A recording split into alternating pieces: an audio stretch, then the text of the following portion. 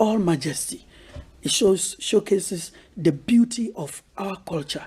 And then also, it's an opportunity to invite people from other ethnic groups and even beyond the country. Now we have to know the man who made it all happen.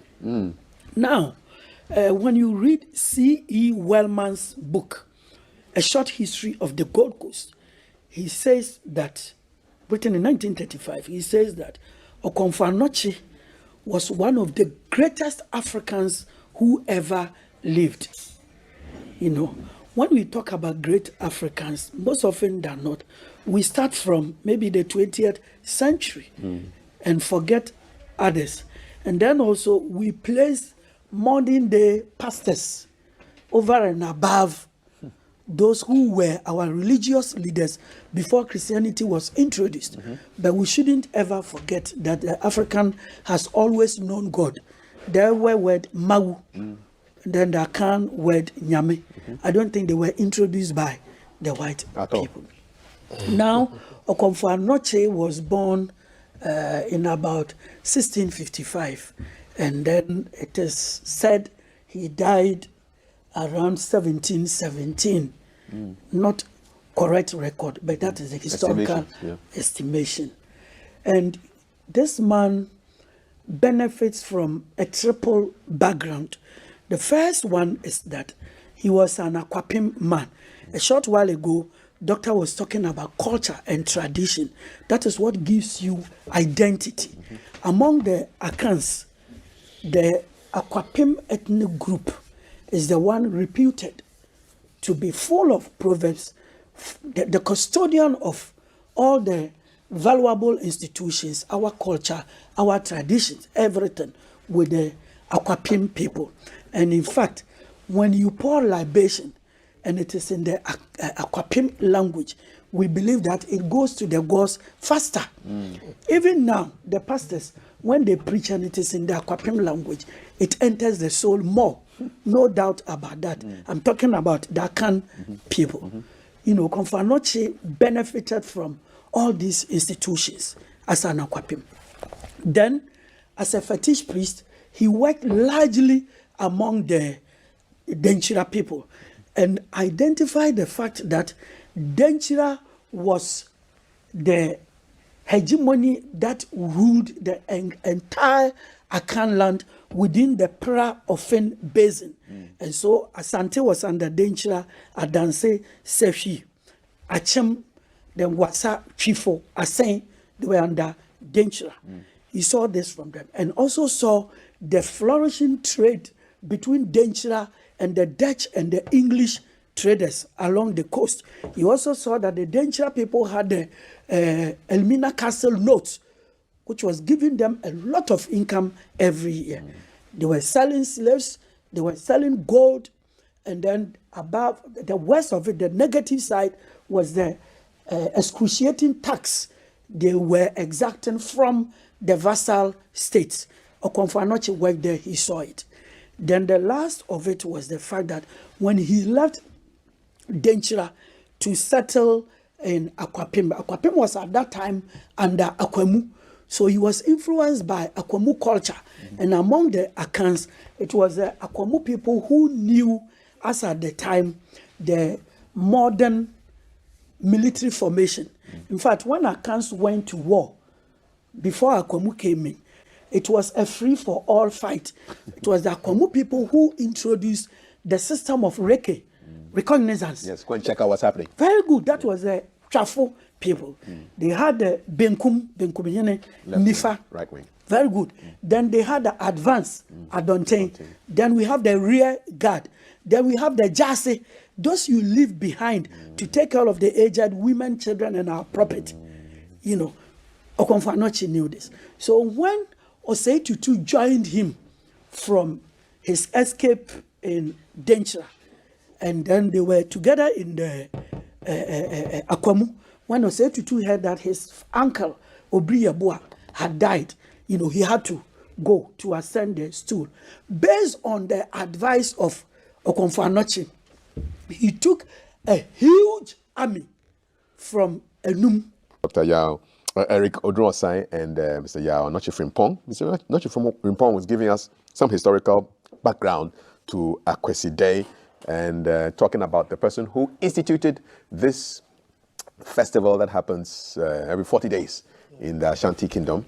And you talked to us about his triple heritage of being somebody from Ikuapem and then Denchira, and then what was the third bit of his history that you wanted to tell us, to link us to Akwasidai? Yeah, I was saying that he advised Osei Tutu to move with a huge army, and the leader of the army was called Enum Asamoah. Largely they were from the Enum area, but Enum at that time was under Akwapem.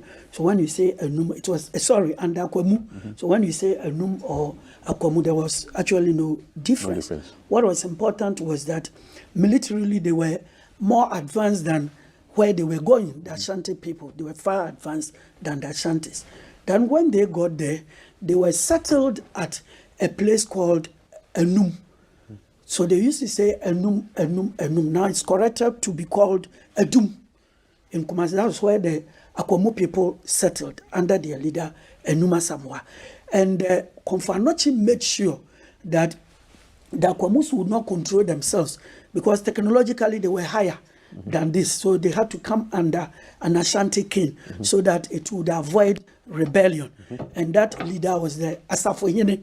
So the Asafohene now becomes Akwamuhene of Ashanti because he will head the Akwamu people. Now a bigger stool was created, the Bantama stool, which would head all those from the north, all those from the north. And that would be the commander-in-chief, the Bantama will be the commander-in-chief of the Ashanti army. So based on the advice of Anokye, for the first time in the history of the Akans, we had a standing army. The Ashantis had a standing army. So war this time did not become like a part-time thing. Some people are invading us. Professional soldiers. Now we have professional soldiers. One controlling all the Akan groups, and the other one controlling the groups from the north. Asafo, that is Akwamu, also called still Akwamu, and then Bantama called Kronti, which was the two divisions, one field commander and the other immediate deputy. Having done this, Ashanti became secured. But at that time, the name was not Ashanti. It was Anokye who advised that their name Amansia is the beginning of nations, should be changed to Asante. Asante means because of war, not because we want to war, and we want to go to war, but because we have to prepare ourselves for very good, so that nobody would enslave us. And so the original states of Ashanti, like Kokofu, Esumenya, Bekwai, Kwamai, Mampong, Ofenso, Dwaben, and Ejiso came together. At first, they were equal. Now, Anokye gave another advice that if all of you are equal, then it will be easier for anybody to break away. So you have to get one of you who will be your leader. And he appointed one Friday that everybody should come. And the gods are going to make a selection. Among all your black stools you are bringing, one will be chosen. Like a conclave. Yes. One will be chosen to head all of you. So happily, excitedly, they sent their black stools. And among the Akans, the black stool is always very sacred, as if like God, they worship the black stool. So he brought all the black stools. Anokye told them that the gods say, this pit I have dug here, everybody should dump the black stool in, and something very miraculous is going to happen. They did it because they were all thinking, one of us, or at least me, I will be the leader. He said the God said we should cover everything. And then by the advent, we say the miraculous advent of the golden stool, Anokye told them something very psychological, military, and at the same time spiritual, and then of pride. The first one was that having given them the golden stool, he made them to understand that maybe your stool came first. Maybe you came through conquest. Maybe you thought you were a slave. Today, all your stools are buried. And Above all, it's only one stool. No more a wooden stool. A golden stool from the gods, which must stand for your pride, and the one that you would have to protect and preserve, in order that all of you would also be protected and preserved. Above all, we are told that the stool landed on the laps of Osei Tutu. And so this man becomes your leader. But that he also serves the golden stool. Exactly. So he's your leader, as not the one who gives you instructions, tells you what to do. No. But it is just the head of confederacy, because he is closer to the golden stool than you. And he cannot even sit on the golden stool. So from that moment, Ashantis began to have a new sense of pride, that we have something to fight for. Not wood, not made of wood, but of gold. So when you are dying, let's say you die, you know you have died for something precious. Like a Christian who wants to go to heaven, he dies for something precious and not material. And so it gave them that sense of pride. So with that, they have had a new state called Asante. They have got a new king, Osei Tutu, and they have got a new stool. And now everybody is serving the stool and not the one who occupies it, because even he himself cannot sit on it. If you go to Achimebuakwa, those from the royal house are called Odishie. So when they are calling your name, they add Odishie, maybe Odishie Ata Achia. When you go to Ashanti, Konfanochi told them that the moment you refer to somebody as Odishie, it means another person is a slave. So nobody is Odishie in Ashanti. Once he comes from this family, you say Ofri Efieho. And then all others, Enuanum. So comes from this house and we are all brothers. You are brothers. And so once you are an Ewe man, you are the Gomba man, whatever, you belong to the new Asante for as long as we come together to fight to protect ourselves. So with that, the next target, as Konfanochi made the Ashantis to know, was the kingdom that was maltreating and mistreating the most, Denchira. And because you already have there's a superior technology from the Akwemu, and then with the united Asante, it was easier to defeat the Denchira people. After defeating the Denchira, the vassal states of Denchira, such as Wasa, Sefi, Chifo, Asen, Adanse, and then they themselves, Asante, forming the Pra-Ofin Basin, came together all to form Asante, not because they wanted to be under the Asante, but they had to be under the golden stool. And then also Asante has no power to exact tax from anybody. So with that, forming part of the new kingdom was so easy.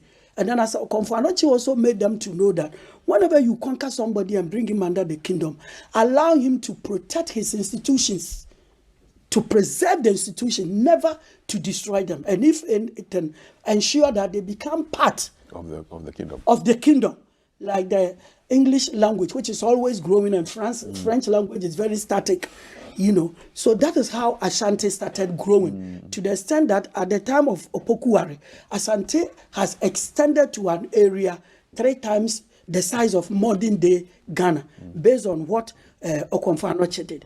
Okonfanoche also gave them a sense of belonging.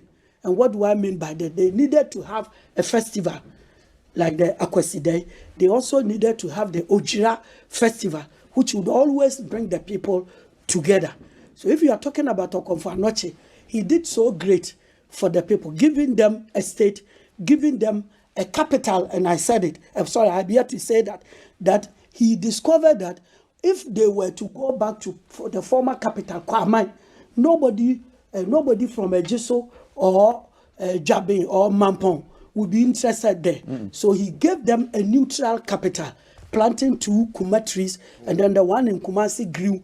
And you will see that strategically, it is in the middle of Ashanti, very, very accessible to all Ashantis. This is what he did for them and allowed Ashanti to flourish a lot. And this is a man, agreeing with C.E. Wellman, was arguably one of the greatest Africans who ever lived. And we have named the Konfanoche Teaching Hospital after him quite befittingly. Thank you. Ago. Kwapim TV. Bepauso. Hein.